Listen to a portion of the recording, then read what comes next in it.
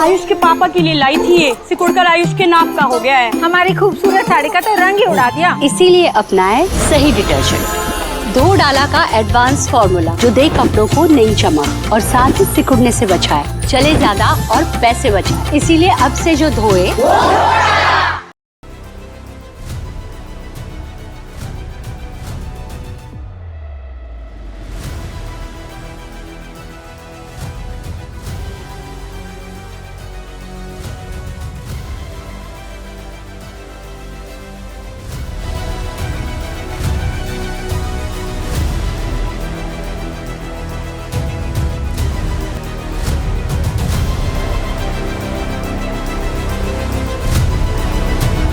नमस्कार, बहुत स्वागत है आपका। आप देख रहे हैं प्रतिशोध। जिनकी बंदूकें असल जगह पर नहीं चलती ना, वो फिर किसी चीज को बंदूक बनाकर या फिर हाथों को ही यूं करके बंदूक चलाता हुआ दिखाने की कोशिश करते हैं। वहां जहां उनको अपना शौर्य दिखाना चाहिए वहां तो फिसड्डी हो जाते हैं क्रिकेट के मैदान में, लेकिन बैट को बंदूक की तरह ऊपर करके चलाने की कोशिश करते हैं। वहां जहां उनको बुरी तरह मार पड़ी है वहां पे भी उनके, क्योंकि फील्ड मार्शल ने उनको सिखा दिया है 0-6, आज तक वही रट रहे हैं। क्रिकेट के मैदान में भी वही करने की कोशिश करते हैं। क्रिकेट के मैदान में ये कार्डबोर्ड का, थर्मोकॉल का जेट बनाकर चलाने की कोशिश करते हैं। क्रिकेट के मैदान में बैट की बंदूक चलाने की कोशिश करते हैं, इसलिए क्योंकि जहां चलनी चाहिए वहां बंदूक चल नहीं रही है। और वैसे लोग जिनको इन्होंने बंदूकें थमा दी हैं, कहा है कि अलग अलग तंजीमों में बढ़ जाओ और जिहाद करो, जो इंसानियत का, निर्दोषों का खून बहाते हैं, वो पीओके में पड़ी मार के बाद अब केपीके में शिफ्ट हो रहे हैं। वहां तक भी हमारी रेंज है, चिंता मत करो। पूरी खबर बताता हूं। सबसे पहले यह खबर देखिए, पाकिस्तान की सेना के अपने ही घर में एयर स्ट्राइक। खैबर पख्तूनख्वा प्रांत के खैबर जिले में पाकिस्तानी लड़ाकू विमानों ने बम बरसाए। रात को सो रहे लोगों पर हुई बमबारी में 30 लोगों के मारे जाने की खबर। अपने ही लोगों पर बम गिरा रहे हैं, जिसको हमारे एक्सपर्ट्स लगातार आपको बता रहे हैं कि पाकिस्तान इम्प्लोड कर रहा है, मतलब उसके अंदर वोलेटिलिटी बढ़ गई है, वो अंदर से ही फटने वाला है। वो बलूचिस्तान हो, केपीके हो, इन तमाम जगहों पर विद्रोह इस कदर बढ़ गया है कि अब सोचिए अपने लोगों को जेट से बम बरसाकर कंट्रोल करना पड़ रहा है इनको। वहां पर 30 लोगों के मारे जाने की खबर है। इसका मतलब ये कि हाथ से बात निकलती चली जा रही है। जनरल सिन्हा मेरे साथ चर्चा में जुड़ रहे हैं। गुड इवनिंग, जय हिंद सर। मेरे साथ जुड़ रहे हैं कमोडोर बहल भी। जय हिंद सर, कैसे हैं आप? ये तो सर जो आप लोग कह रहे थे कि बहुत जल्द, मुझको इतना जल्द ये हो जाएगा मुझे अंदाजा नहीं था। ये तो देखिए ना, जेट को बम बरसाने पड़े वहां, मतलब स्थितियां बहुत खतरनाक। देखिए, कोई भी एयर पावर को अपने लोगों को यूज नहीं किया, आज तक कोई नहीं किया। ये एक देश है जो अपने ही लोगों के ऊपर में, और J-17 6 ग्लाइड बॉम्ब आपने सुना है? कोई भी अपने देश के लोगों को मारने के लिए, और 30 लोगों को आप बोल रहे हैं, उसकी संख्या बहुत ज़्यादा होगी। पूरे के पूरे विलेज को उड़ा रहे हैं। और कहाँ कर रहे हैं? खैबर पख्तूनख्वा में। वो पूरा का पूरा जो बॉर्डर है, चाहे वो वजिस्तान का है, फाटा का है, साउथ वजिस्तान का इलाका, वहाँ कर रहे हैं। इनको देखिए, वहाँ सिविल वॉर है, आप जो कहते हैं ना, जो उसको बाल्कनाइजेशन ऑफ पाकिस्तान, यहाँ तो इन्होंने ये करना है, दूसरों को जाकर के वहाँ का सिक्योरिटी चैलेंज। लेकिन आप लोगों ने 2 दिन पहले ये कहा था कि पश्तून वो कौम है जिसको कभी कोई टेम नहीं कर पाता, कंट्रोल नहीं कर पाता। ये जो हुआ है, इसका रिएक्शन आने वाले दिनों में कमोडोर बहल क्या होगा? ये J-17 की जो बात कर रहे थे, उसमें LF-6 जो बॉम्ब की बात कर रहे थे, आप सोचिए एक जो प्रिसीजन गाइडेड वेपन है, वो चीनी बना हुआ वेपन सिस्टम, उसको अपने देश के लोग, हम लोग भी तो यूज करते हैं, हम ड्रोन यूज करते हैं सर्वेलेंस के लिए, हम यूज करते हैं हेलीकॉप्टर एक जगह से दूसरी जगह ट्रांसपोर्टेशन के लिए, ब्लॉक करने के लिए, पर हम फाइटर जेट का इस्तेमाल नहीं करते अपने लोगों के ऊपर ही फायर करने के लिए। और पश्तून्स की बहुत लंबी मेमोरी होती है। पश्तून्स को तो ब्रिटिशर्स भी कंट्रोल नहीं कर पाए। आज तक कोई ऐसी कौम नहीं है जिसने अफगानिस्तान को कंट्रोल किया। तो आप ये कह रहे हैं कि आने वाले दिनों में बहुत बुरी तरह ये काउंटर प्रोडक्टिव होगा इनको? बिल्कुल, और इसी वजह से शायद वो जो दूसरे कौमें हैं, इनकी लश्कर-ए-तैयबा और दूसरे जो ऑर्गेनाइजेशंस है टेररिस्ट को, उनको इस जगह पे भेज रहे हैं। जैसे कि हमने कुछ समय पहले अपने कश्मीर के अंदर भी उन एलिमेंट्स को इस्तेमाल किया था जो इन टेररिस्ट को जाके ठोक के आते थे। Terrorist again terrorist, terrorist again terrorist. Okay. कहीं ना कहीं ये आतंकी युद्ध ना वहां बन जाए, लेकिन इसमें भी हार लश्कर-ए-तैयबा की होगी, क्योंकि पश्तूनियों को अगर कोई हरा सकता है तो हिंदुस्तानी है और कोई नहीं। इसी खबर का एक्सटेंशन देखिए, जो बात अभी एक्सपर्ट यहाँ बता रहे हैं कि वहां टीटीपी को कंट्रोल करने के लिए इधर से जैश ए मोहम्मद के लोग, हिजबुल मुजाहिदीन के लोग भेजे जा रहे हैं। खैबर पख्तूनख्वा में मुनीर की बहुत बड़ी साजिश। एक तरफ जनता पर पाकिस्तान अटैक कर रहा है, दूसरी तरफ आतंकियों को बचा रहा है। ऑपरेशन सिंदूर के बाद पीओके से शिफ्ट हुए आतंकी कैंप, केपीके में जैश और हिजबुल के आतंकी कैंप शिफ्ट हुए। लेकिन सबसे बड़ी इसमें बात यह सर कि लश्कर के कैंप अभी यहां शिफ्ट क्यों नहीं हुए? इसके पीछे क्या स्ट्रेटजी हो सकती है? देखिए, बात सिंपल है। ये जो कह रहे हैं कि ये ले गए खैबर पख्तूनख्वा में, वहाँ नहीं है। जो ये रिवर जा रही है, इंडस रिवर जा रही है, उसके उस साइड गए हैं। वो इलाका मोरलेस सेफ है। जो यहाँ सोचते हैं कि हम अंडरग्राउंड चल जाएंगे तो भारत का कोई चीज आएगा अटैक तो वहाँ तक नहीं पहुँच पाएगा, वो उनकी भूल है। देखिए, वो केपी में क्यों जाते हैं? खैबर पख्तूनख्वा को उनको लगता है कि हम शायद वहाँ पहुँच नहीं पाएंगे, इसलिए ये यूज नहीं करेंगे। अच्छा, मेरा आकलन है जो कह रहे हैं, टीटीपी के अगेंस्ट इनका यूज नहीं होगा, केवल इसलिए इनको ये लग रहा है कि सुरक्षित दूरी हो जाएगी, शायद उतनी दूर तक मारना पड़े, क्योंकि इनके स्ट्रेटेजिक एसेट हैं। देखिए, ये यूज करना चाहते हैं, ये जो तंजीमें हैं उसको भारत के अगेंस्ट में अपने निकलना चाहते हैं, जाकर के सिक्योरिटी देना चाहते हैं पूरे वेस्ट एशिया में। तो वहाँ पर न्यूक्लियर बम ये वो करेंगे, हम जाएंगे क्योंकि वहाँ से पैसे आएंगे।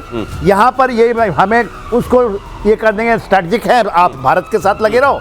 और जो टीटीपी है वो करना चाह रहे हैं कि आप चले जाओ वहाँ पर अफगानिस्तान से जाके कुछ कर लो। कुछ एक तस्वीरें सर वॉल पे डालता हूँ, कमोडोर बहल जरा इसको एक्सप्लेन भी कीजिएगा। जैसे इसका ये देखिए, हिजबुल मुजाहिदीन HM313 ये गेट बता रहा है, यहाँ पर बिल्डिंग ये कंस्ट्रक्शन क्या हो रहा है, ये वही केपीके वाला इलाका जिसको बताया जा रहा है कि इंडस के उस तरफ ये केपीके की तरफ टुवर्ड्स केपीके ये वाला कंस्ट्रक्शन। नेक्स्ट दिखाइए, इस तरीके के कई कंस्ट्रक्शंस वहां हो रहे हैं जो असल में हिजबुल मुजाहिदीन और जैश ए मोहम्मद के लोग वहां पर कर रहे हैं या इनको बचाने के लिए किया जा रहा है। सवाल यह है दो चीजें, एक तो यहां लश्कर अभी तक क्यों नहीं दिखाई दे रहा है, दूसरा अगर इस तरीके से इनको बचाया जा रहा है तो क्या वहां से, क्योंकि यहां तो ये लॉन्च पैड बनाते हैं, यहां ट्रेन करते हैं, यहां इस तरह भेज देते हैं, क्या वहां ये पर्पस सर्व कर पाएंगे आप? बिल्कुल, बहुत अच्छा पूछा आपने। पहले गलती से मैंने लश्कर तैयबा बोला था, एक्चुअली जैश ए मोहम्मद के ही हैं और खासकर मसूद अजहर के एलिमेंट्स हैं यहाँ पे। और मसूद अजहर खुद भी गिलगिट बाल्टिस्तान में था। तो कहीं ना कहीं ये जो बना रहे हैं प्रॉपरली प्लान करके इन मरकज को बनाया जा रहा है, जहाँ पे इनको ट्रेनिंग, रिक्रूटमेंट और वेपन सिस्टम्स की ट्रेनिंग दी जाएगी।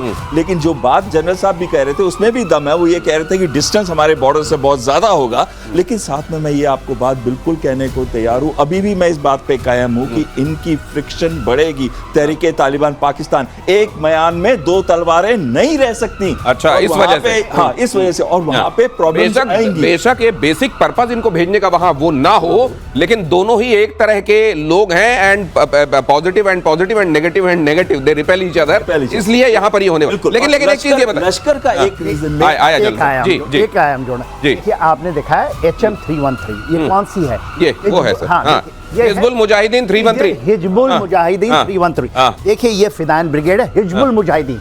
ये भारतीय बोलते थे कि भारत सैयद सलाहुद्दीन, हाँ ये नहीं, हाँ भावलपुर में जो मरकज है वो है, जो कि जैसिका है, जो मुरिदके में है, वो जो लश्कर तौबा का वो वही है। ये हिजबुल मुजाहिदीन है और ये उनके आत्मघाती हैं। ये वहां पर देखिए, जनरली वो फील करते हैं कि जो कश्मीरी गए वो हैं, वो उनको दूर बसा रहे हैं, वहां बसा रहे हैं ये।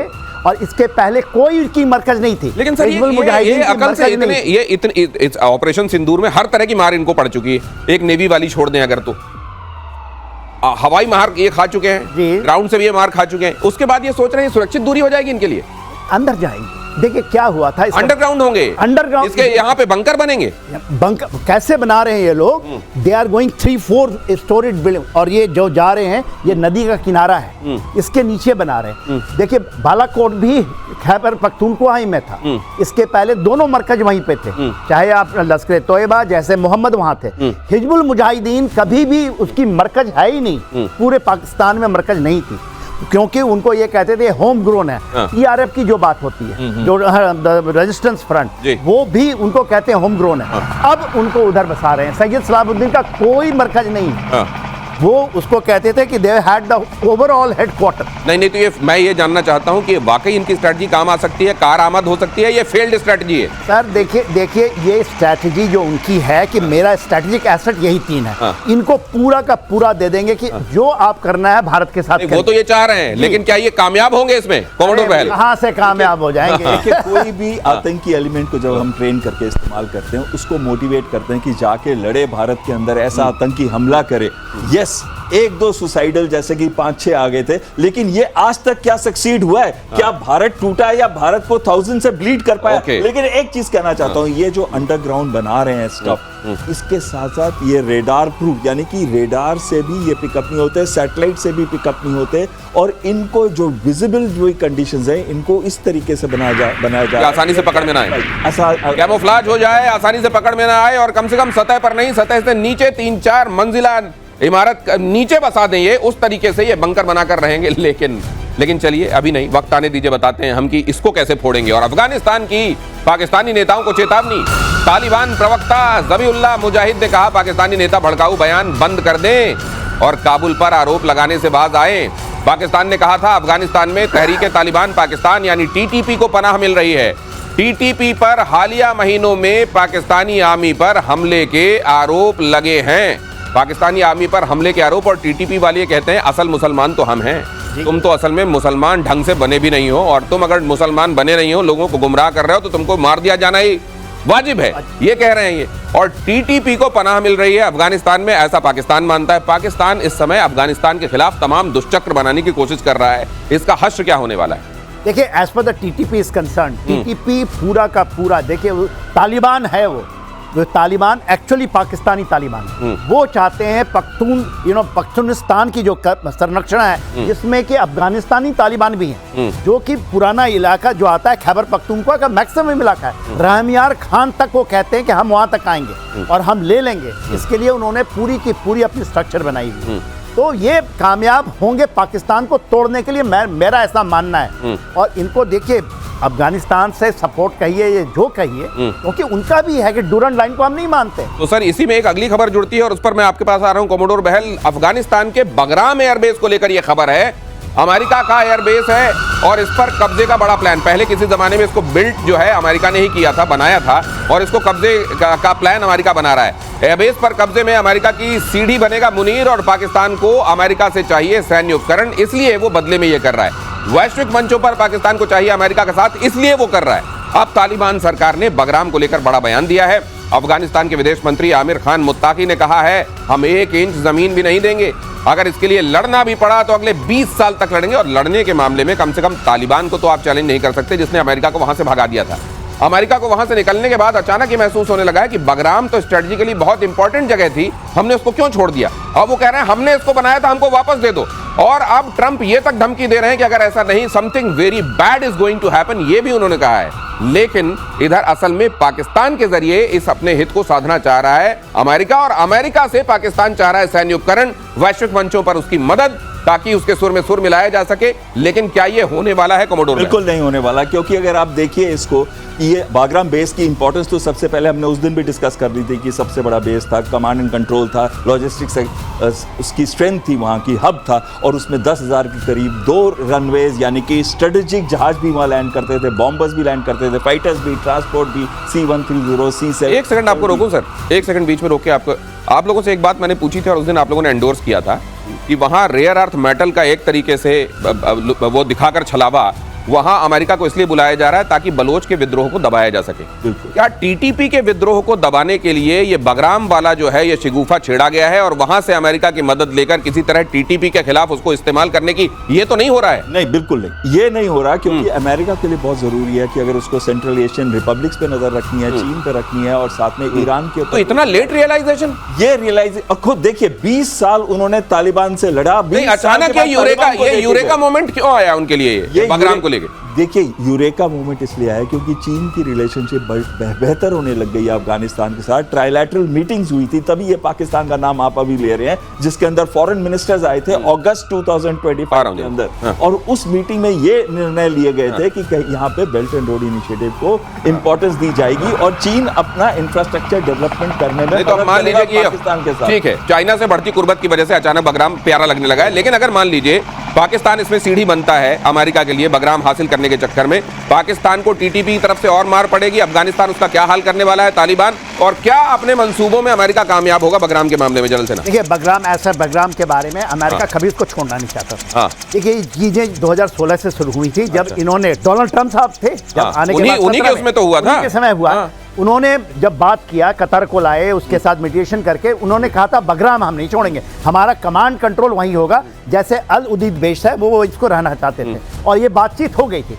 मगर जब 20 साल वहां रहे, 2021 में छोड़ा नहीं, मार के भगाया है, भाग खड़े हुए, और जिस तरह से लटक लटक के लास्ट एयरक्राफ्ट में गए हैं। अच्छा, तो आप कह रहे हैं मजबूरी में तब किया गया था, और अब बहुत शिद्दत से महसूस होने लगा कि बगराम हाथ से क्यों चला गया। अब उनको लगता है, लेकिन अब इसमें आगे होने वाला क्या है? देखिए, बगराम उनकी तो बहुत सोच है, क्या है, बातचीत चल रही है, ये कहते हैं 1 बिलियन पर ईयर लेंगे आपसे, बातचीत चल रही है। मैं ये कह रहा हूं कि जियोग्राफिकली अमेरिका बहुत दूर है, थप्पड़ क्या इधर पाकिस्तान को पड़ेंगे गुस्से में कि तुम बगराम लेने में मदद करने की सोच रहे हो?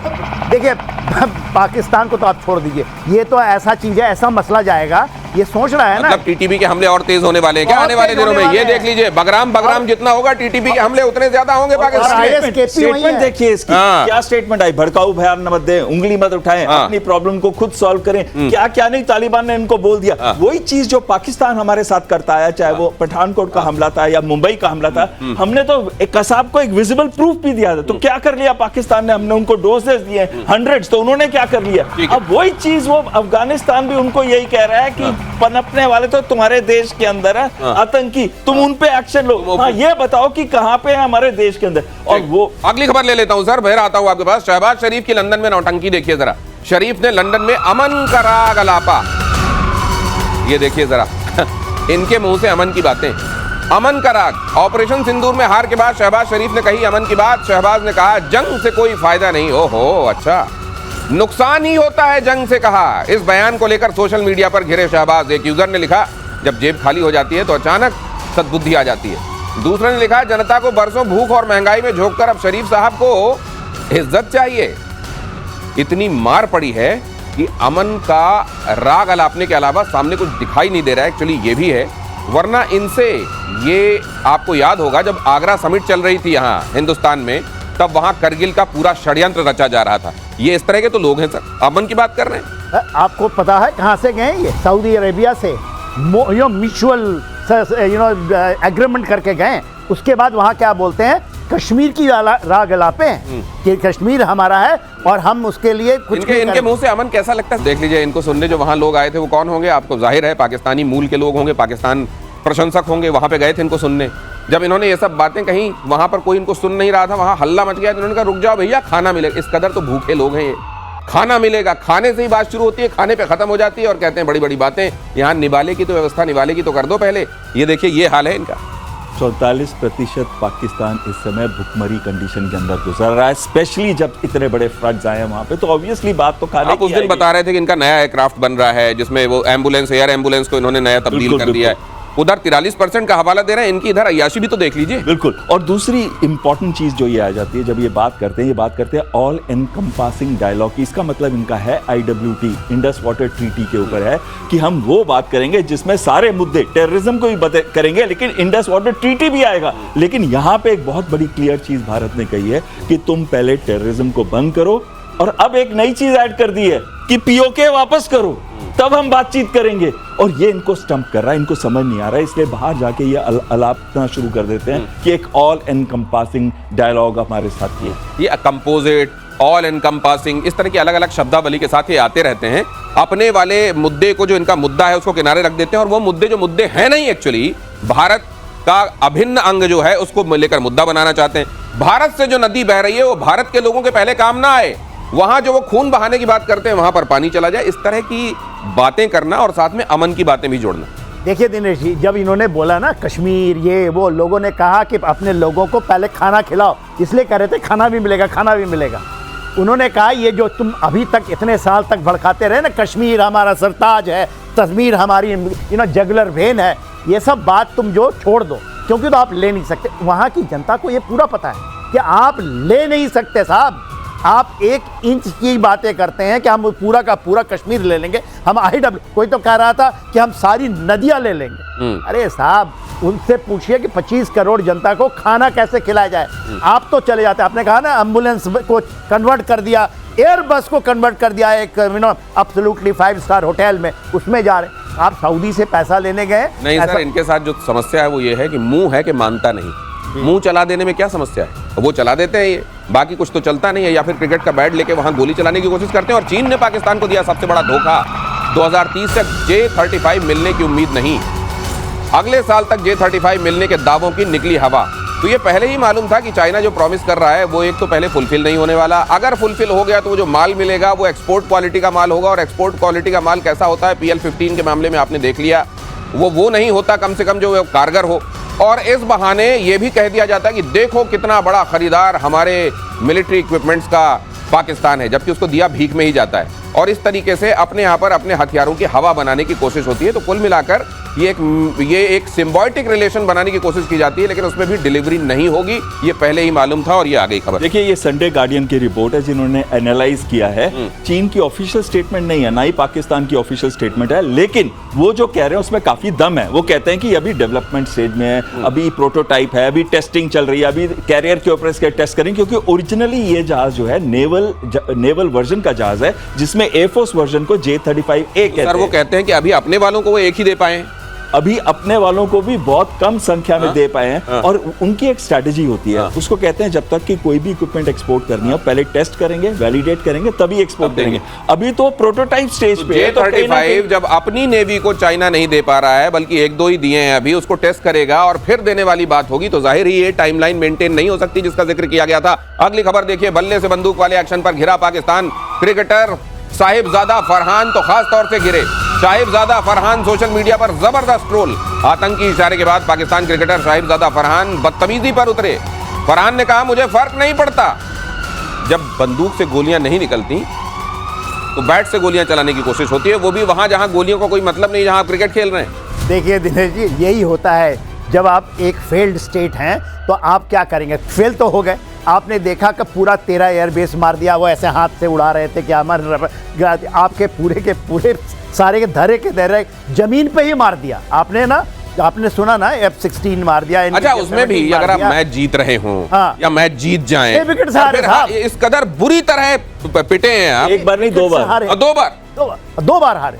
अब आप बताइए, आप तो गए कि ये कहा जा रहा है, मुझे लगता है कि इनके कुछ जो लोग हैं उन्होंने कहा होगा कि न तुमसे हाथ मिलाया जा रहा है, तुम्हारी घनघोर बेइज्जती हो रही है। अब एक काम करो, वैसे भी ये मैच हारने वाले हो, एक बार बीच में ये सब एक्शन करके किसी तरह से इज्जत बचाओ। एंकर बोल रहा था कि गोली चलाना पड़ेगा, जीत तो नहीं सकते। उन्होंने बोला ये भारत से जीत नहीं सकते, गोली चला लेंगे। क्या मतलब था कि गोली चला लो, खत्म कर दो, फिर हम जीत जाएंगे। आपने अभिषेक शर्मा की बैटिंग देखी थी सर? क्या कमाल बैटिंग! अरे पहली बॉल पे छक्का लगा, पहली बॉल पे छक्का, डीमोरलाइज कर दिया था पहली बॉल पे। असल में उनका बल्ला आग उगल रहा था, गोलियां चला रहा था। जिस तरीके की गोलियां मैदान में चलना चाहिए उनका बल्ला चला रहा था, और जिनका नहीं चल रहा था उनका हाल देख लीजिए वो क्या कर रहे थे। बिल्कुल सही कह रहे हैं आप। और सबसे बड़ी बात आ जाती है जब पाकिस्तान का नाम आता है, तो पाकिस्तान के पास ना तो कोई इज्जत है, खोई हुई इज्जत को वापस ला नहीं सकते वो, चाहे वो क्रिकेट है या हमारी फील्ड्स हैं।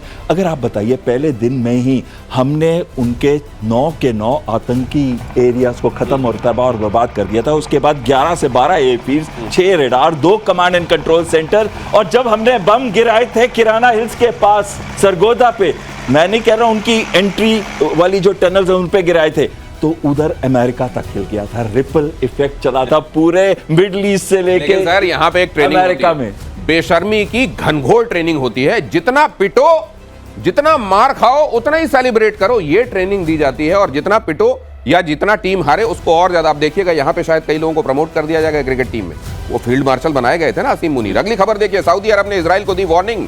वेस्ट बैंक को लेकर इजराइल की चेतावनी। अब्राहम समझौते को रोकने की दी वार्निंग। इजराइल सऊदी में तनाव कम करने वाला अब्राहम समझौता। वेस्ट बैंक पर कब्जा रेड लाइन माना जाएगा। वेस्ट बैंक पर कब्जा रेड लाइन माना जाएगा। ये केवल स्टेटमेंट तक रहेगा या वाकई ये चरितार्थ होता हुआ दिखाया जाएगा और फिर दिखाई देगा, और ये केवल इजराइल को प्रेशर में लाने की टैक्टिक्स है या वाकई MBS मोहम्मद बिन सलमान इसको सीरियसली लेते हैं? Sir, how do you read? देखिए, मोहम्मद बिन सलमान तो टोटल एक्सपोज हो गए। जैसे उन्होंने पाकिस्तान को बुला करके म्यूचुअल डिफेंस एग्रीमेंट, तो सोच लीजिए क्या ताकत है उनकी। जो मिलिट्री कैपेबिलिटी जीरो है। इजराइल को चैलेंज करते हैं। आप कुछ दिन के बाद देखेंगे, अभी तो उधर आया था दोहा, अभी कहीं यहाँ ना गिर जाए।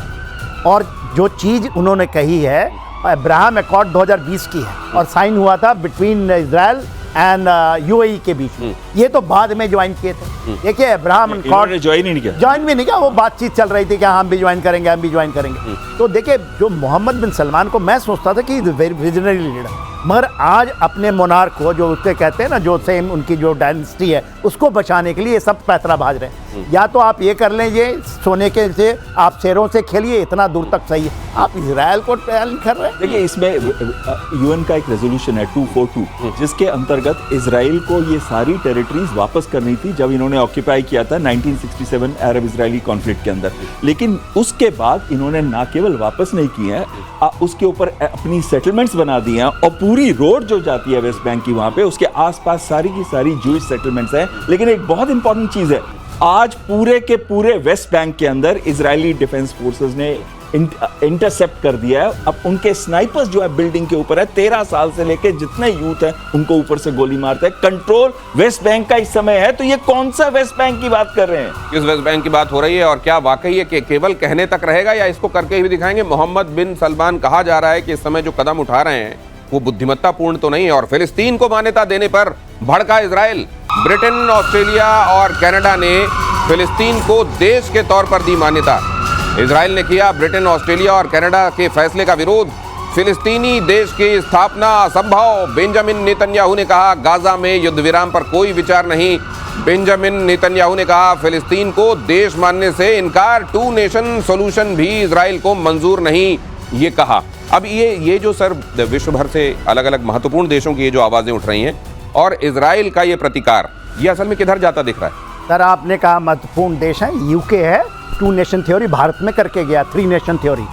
Same 2 nation theory North Korea, South Korea, यहाँ आपका Germany, East Germany, West Germany, यहाँ पर उन्होंने फिलिस्तीन, जो मैं मानता हूँ, मैं तो 2 नेशन थ्योरी को मानता ही नहीं हूँ। आप बोलिए कि भले मैं बेंजामिन, बहुत लोग कम मानेंगे, भारत में भी लोग, ये भारतवासियों ये समझो, यदि 2 नेशन थ्योरी को आप भी सपोर्ट करते हो तो यू आर सपोर्टिंग जो आपको बांट के गया है। लेकिन सर फिर हमारी डिप्लोमेसी का हमारी क्या? अखंडता, हमारी डिप्लोमेसी का क्या सर? डिप्लोमेसी एक आपका नजरिया तो है, लेकिन एग्री नहीं कर रहा हूं बिल्कुल भी। 2 nation theory is a wrong theory. बिल्कुल मैं एग्री नहीं कर रहा हूं। 1917 में ऑटोमन टर्क से ली थी इजराइल ने और उसके बाद सेकंड वर्ल्ड वॉर के बाद बसाया था जूस को यहाँ पे, इस कंडीशन पे कि पैलेस्टीनियंस का, क्योंकि ये पूरा पैलेस्टीन होता था, तो इस पैलेस्टीनियंस की भी एक जगह होगी जहां पे रहेंगे। अभी ये 22 लाख के करीब है, ये कहां रहेंगे? इसके लिए 67,000 को तो मार दिया है।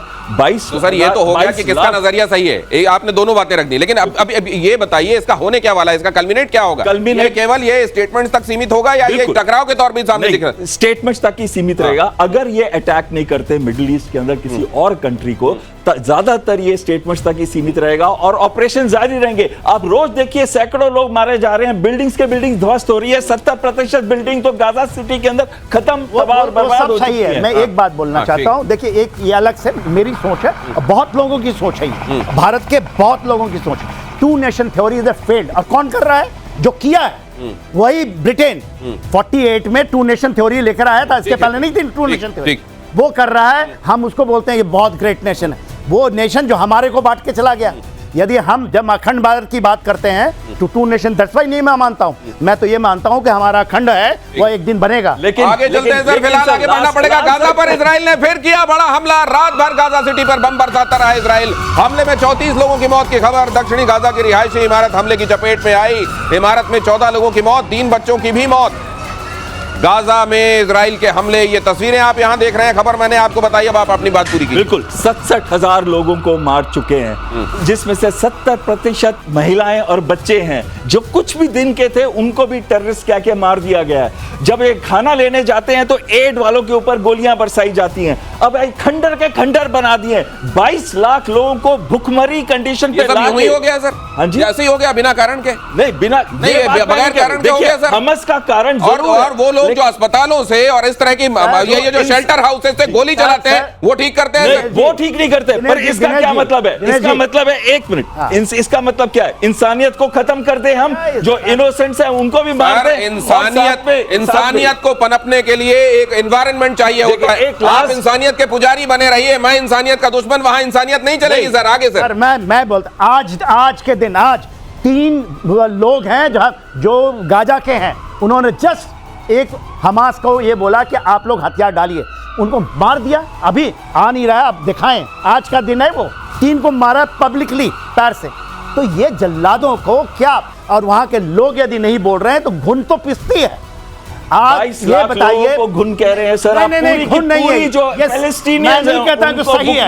सर, लेकिन अगर ये बताइए, अगर बस्तियों के बीच में से, अगर हॉस्पिटल्स के बीच में से, अगर वहां शरण स्थलियां जो बनाई गई हैं वहां से इजराइल के ऊपर अटैक होगा और बदले में अगर उधर गोला आएगा और वहां पर नुकसान होगा तो इसको कहा जाएगा जानबूझकर किया जा रहा है। देखिए, आपका इंटरनेशनल ह्यूमैनिटेरियन लॉ एक चीज बहुत क्लियरली बताता है कि कहीं पे भी अर्बन एरियाज के अंदर बहुत सारा densely सारे नियम, populated है। सारे कायदे केवल शरीफों के लिए बने हुए शरीफों के लिए हैं। है। बाकी जो इसको परवाह नहीं करते वो उनके लिए कोई नियम कानून नहीं है। हैवान नहीं अगली बन खबर, सकते हैं। अगली खबर के लिए सर, तरफ यही चलता हूं सोच सर। से आपका 10 लाख लोग मरे थे, भारतीय मरे थे, यही 10 अरे लाख। वो उस साधु की कहानी भी मुझे याद है जो बार बार एक 1947 बिच्छू को पानी से निकाल कर बाहर कर रहा था, उसको डंक मार रहा था, फिर निकाल रहा था। सर, इसकी कोई तो सीमा होगी ना सर, सर। देखिए, अगली खबर हैवान देख नहीं लीजिए, बन पोलैंड के सकते। आसमान में ब्रिटिश फाइटर जेट ने भरी उड़ान। पोलैंड रूस तनातनी के बीच ब्रिटेन का एक्शन।